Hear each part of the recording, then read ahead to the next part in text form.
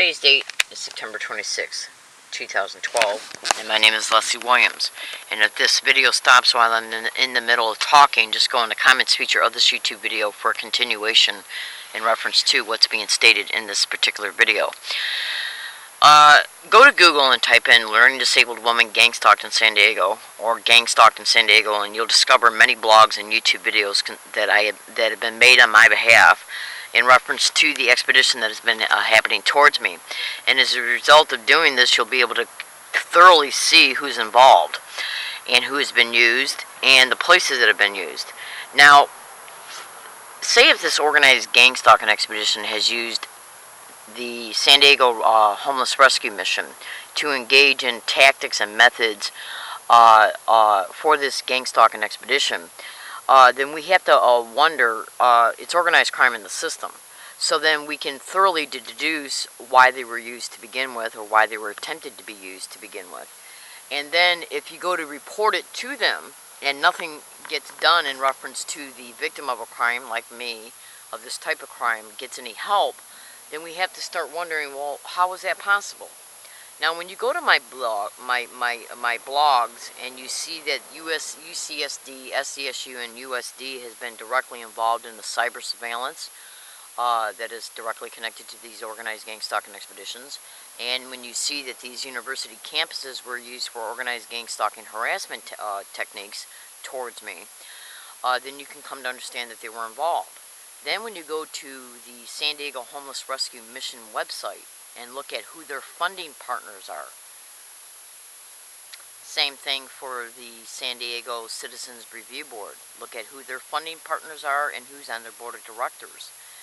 And then you cross-reference those employment descriptions, or how they used to be affiliated to these very places that I've been gang stalked at. Then you can clearly be able to see that there's a conflict of interest here. My name is Leslie Williams. I'm in San Diego, California. You know, this reminds me of a movie I once saw titled Primal Fear with, what was his name? Oh, crap. Richard Gere. He was a lawyer, a high-profile lawyer who defended an individual who killed a ranking member of the Catholic Church who was involved in sexual exploitation. And what he tried to do as a result of being his attorney is he tried to figure out how this Catholic individual that had been murdered, who he might have been connected to.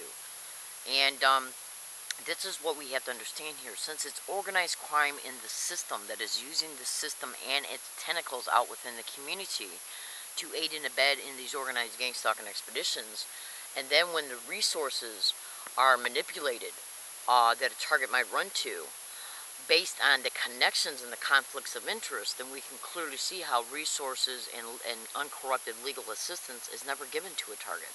And that's not including the judges that are syndicated in these organized crime expeditions.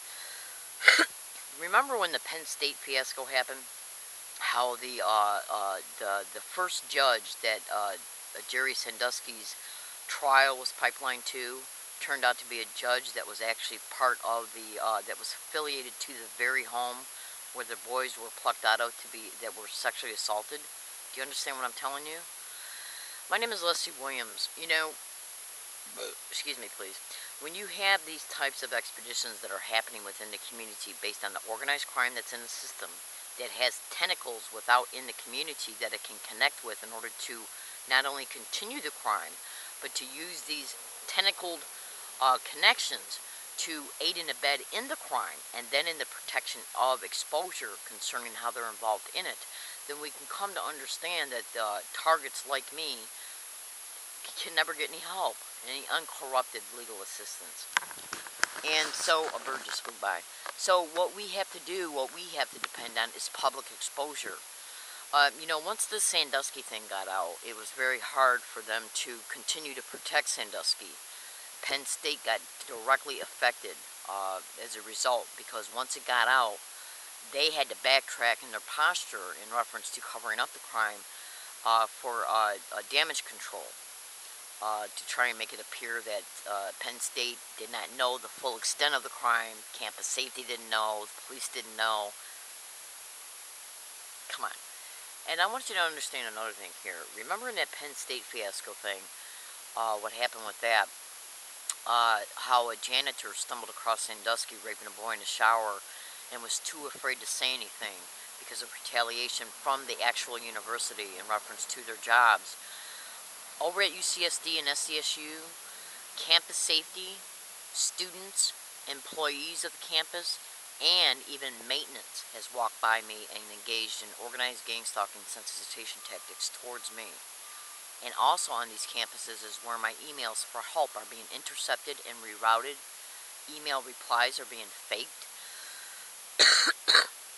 So how can I get any help?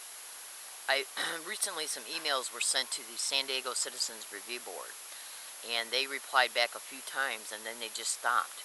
And when they stopped was a direct result of the last email that was sent to them concerning the crimes that have been happening towards me.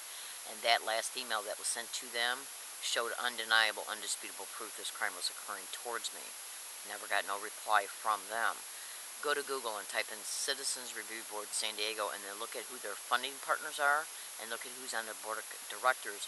Cross-reference it to their past employment descriptions or current, and to the places that I'm being gang stalked at, like UCSD, SDSU, San Diego Police Department.